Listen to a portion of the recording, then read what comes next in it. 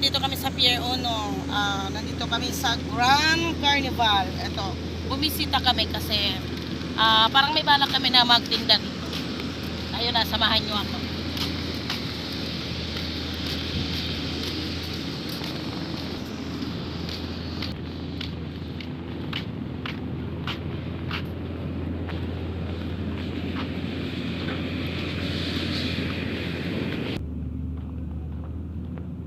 Okay, nandito na ako ngayon sa Grand Carnival. Yan.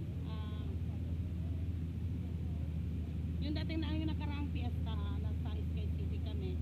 Doon kami naninindahan. Then, ngayon nandito kami sa, sa Pier 1. Yan. Tapos maghanap lang ng pwesto kasi magtitinda rin kami.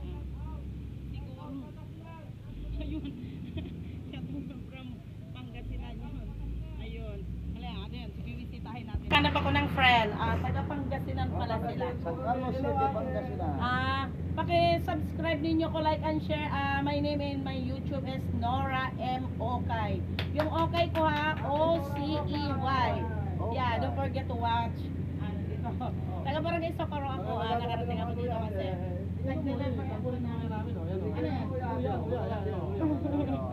Luya, may luya daw sila. Ayan. Luya ng Luzon yan ha, Pangasinan. Yun.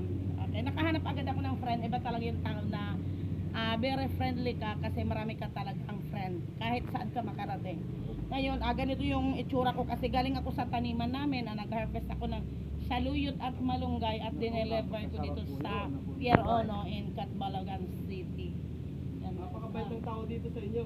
Oo, mabait. Pag lalo tulog, yun. Talaga nagpupumot pag malamig. Yun. Ninala mo kasi eh. Yan guys, ayan. Naghahanap kami ng mapisto namin kasi magtitinda rin kami. Malalaking mga isda, tapos fresh na fresh talaga yung isda nila. Yun talaga. Pumunta ko sa palengke, lalaki, kaninang umaga, yung mga pusit, sariwa. Basta subscribe nyo ako, i-search nyo ako. Nora M. Okay. Nora, Okay. Yung okay ko O-C-E-Y. Search mo ako. Oh, parang T. Hindi, O-C. O-C-E-Y. Ang okay. Hindi kay ano. Hindi.